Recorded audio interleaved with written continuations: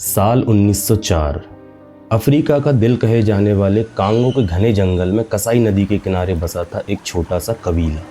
हंसते खेलते लोग, बाहर की दुनिया से अनजान, उनके लिए पूरी दुनिया वही जंगल थे। इसी कबीले में से एक था ओटा बेंगा। सूरज की पहली किरण के साथ बेंगा अपने साथियों के साथ शिकार करने के लिए जंगल चला गया। उस दिन हवा में कुछ अजीब सा था। सुबह से ही बेंगा के मन में अजीब से ख्याल आ रहे थे। शिकार से लौटते वक्त उसने देखा कि गांव से बहुत सा धुआं उठ रहा है, मानो कहीं आग लग गई हो। बेंगा के हाथ से शिकार छूट गया। वो पागलों की तरह घर के लिए भागा। उसने देखा कि पूरा गांव जल रहा है। भागते हुए वो अपनी झोपड़ी के पास पहुंचा। सामने उसकी पत्नी और बच्चे बेजान पड़े थे। राजा लियोपोल्ड के सैनिकों को रबर चाहिए था और इस लालच में उन्होंने पूरे कबीले को जला दिया। चारों तरफ लाशें बिखरी पड़ी थी। बेंगा वहीं बैठ गया। अभी वो संभला भी नहीं था कि उसे घोड़ों के टापों की आवाज़ सुनाई दी। दुश्मन वासेलेल कबीले के लोगों ने उसको घेर लिया था। एक आज़ाद आदमी अब गुलाम बन चुका था। बेंगा को गुलाम बाजार लाया गया। इसी बाजार में गुलामों को खरीदने सैमुअल बर्नर आता है, एक अमेरिकी व्यापारी जो गुलामों का व्यापार करता है। उसने बेंगा को ऐसे देखा जैसे मंडी में कोई जानवरों को देखता है। उसने बेंगा के दांत चेक किए, हाथ पैर चेक किए और 1 पाउंड नमक और 1 थान कपड़े के बदले में बेंगा को खरीदकर अपने साथ अमेरिका ले गया।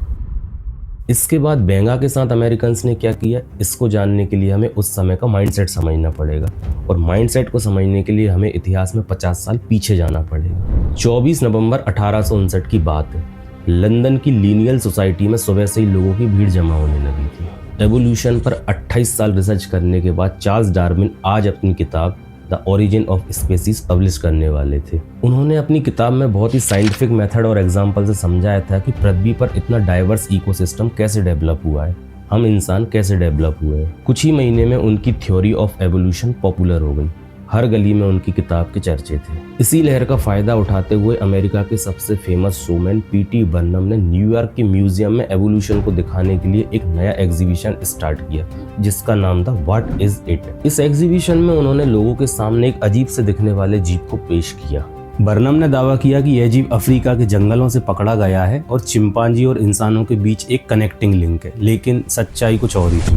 वह जीव कोई कनेक्टिंग लिंक नहीं बल्कि विलियम हेनरी जॉनसन नाम का एक अफ्रीकन था। बर्नम ने उसे जिंदगी भर लोगों के सामने एग्जीबिशन में पेश किया। कई बार तो वो उसे चिंपांजी के साथ पिंजरे में बंद तक कर देते थे। कुछ ऐसा ही क्राउ नाम की एक महिला के साथ भी हुआ। उसे भी डार्विन की थ्योरी का लिविंग एग्जाम्पल बताकर लोगों के सामने पेश किया गया, जबकि वास्तव में वो हाइपरट्रोक्रोसिस नाम की एक बीमारी से पीड़ित थी जिसमें इंसानों के शरीर पे बहुत ज्यादा बाल उगाते हैं और इंसान भालू की तरह दिखने लगते हैं। आपको लग रहा होगा कि ये सब तो कुछ लालची लोगों का काम है, लेकिन इस पूरी कवायद का सपोर्ट उस समय के सबसे बड़े वैज्ञानिक कर रहे थे।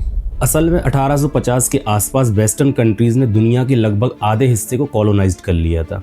इसी समय साइंस में नए नए आविष्कार हो रहे थे और लोग बाग वैज्ञानिकों की बात को बिना किसी डाउट के सही मान लेते थे। डार्विन की थ्योरी का इस्तेमाल हार्वर्ड, प्रिंसटन और कोलंबिया जैसे वर्ल्ड फेमस यूनिवर्सिटीज के साइंटिस्टों ने व्हाइट मैन सुप्रीमेसी को जस्टिफाई करने के लिए किया। उनका तर्क था कि काले लोग चिंपांजी और व्हाइट मैन्स के बीच की स्थिति में, इसलिए पूरी दुनिया पर राज करने का अधिकार सिर्फ व्हाइट लोगों को ही है। यहीं से साइंटिफिक रेसिज्म का जन्म हुआ। जर्मन वैज्ञानिक अर्नेस्ट हैकल का नाम आप में से कई लोगों ने सुना होगा। उन्होंने इस विचार को और हवा दी। हैकल ने एक चार्ट बनाया जिसमें सबसे ऊपर ट्यूटनिक अर्थात गोरे लोग थे और सबसे नीचे अफ्रीकान्स या काले लोग थे जिन्हें वह चिंपांजी के करीब मानता था। उसका मानना था कि गोरे लोग और काले लोगों के बीच का अंतर काले लोग और चिंपांजी के बीच के अंतर से कहीं ज्यादा है। इसी जहरीली सोच ने आगे चलकर ह्यूमन जू अर्थात इंसानी चिड़ियाघर की नींव रखी। आज अमेरिका का सेंट लुइस पार्क बहुत शांत जगह है। लोग यहाँ मेडिटेट करते हैं, बच्चे यहाँ हॉलीडे एंजॉय करते हैं, लेकिन 1904 के आसपास यहाँ दुनिया का सबसे बड़ा मेला लगा था। 1200 एकड़ में फैले इस पार्क में लगभग 2 करोड़ लोग न्यू क्लासिकल बिल्डिंग्स, ऊंचे ऊंचे झूले, नए नए आविष्कार देखने आए थे। लेकिन इस मेले का एक डार्क साइड भी था। यहीं दुनिया का सबसे बड़ा इंसानी चिड़ियाघर बनाया गया था और वो चिड़ियाघर कोई आम आदमी ने नहीं बल्कि उस समय के सबसे फेमस एंथ्रोपोलॉजिस्ट विलियम मैगी ने तैयार किया था। मैगी का मानना था कि इस चिड़ियाघर में वो आदिवासियों को दिखाकर ह्यूमन एवोल्यूशन की लोवेस्ट स्टेजेस को दिखा रहा है। पूरी दुनिया से यहाँ आदिवासियों को लाया गया और उन्हें उन्हीं के जैसे दिखने वाले आर्टिफिशियल गांव बनाकर उनके अंदर रखा गया। करीब 40 लाख लोग इन लोगों को देखने के लिए इकट्ठा हुए। ऑर्गेनाइजर ने खूब पैसा कमाया, लेकिन बात यहीं नहीं रुकी। साइंटिस्ट लैब में इन आदिवासियों पर एक्सपेरिमेंट करते थे। वो इन पर नई नई वैक्सीन्स का ट्रायल करते थे। वो ऑब्जर्व करते थे कि गर्म इलाके से आए ये लोग ठंड में कैसे रिएक्ट करते हैं, इनकी दर्द सहने की क्षमता कितनी है। गोरे लोगों की इस क्रूरता का सबसे बड़ा शिकार बना हमारा ओटा बेंगा। अमेरिका लाने के बाद बर्नर उसे एक डॉक्टर के पास ले गया, जहां डॉक्टर ने उसके दांतों को इस तरीके से घिसा जिससे वो और ज़्यादा आदमखोर लगे, और बर्नर ने मेले में उसे अमेरिका का एकमात्र नरभक्षी बताकर पेश कर दिया। एक सिक्के के बदले में ओटा बेंगा अपने दांतों को लोगों को दिखाता था, और उसके दांतों के बारे में ये दावा किया जाता था कि इनसे वो इंसानी मांस खा सकता है। इस मेले से ओटा बेंगा काफ़ी फेमस हो गया। जैसे ही मेला खत्म हुआ, बर्नर ने मोटी रकम लेकर 1906 में उसे न्यूयॉर्क के ब्रॉन्क्स जू को बेच दिया। ब्रॉन्क्स जू लगभग 260 एकड़ में फैला हुआ है। जू के डायरेक्टर विलियम हार्नाडे ने ओटा बेंगा को चिंपांजी के साथ मंकी हाउस के पिंजरे में बंद कर दिया। बाहर बोर्ड लगाया गया जिस पर ओटा की उम्र, उसका कद, वो कहाँ से आया, ये सारी डिटेल लिखी हुई थी। न्यूयॉर्क के हजारों लोग उसको देखने के लिए आते और ये बहस करते कि ये चिंपांजी के ज़्यादा करीब है या इंसानों के ज़्यादा करीब है। उसकी खबरें अखबारों में छपने लगी और कुछ ही हफ्तों के अंदर बेंगा को देखने के लिए लगभग 2.5 लाख लोग चिड़ियाघर आए।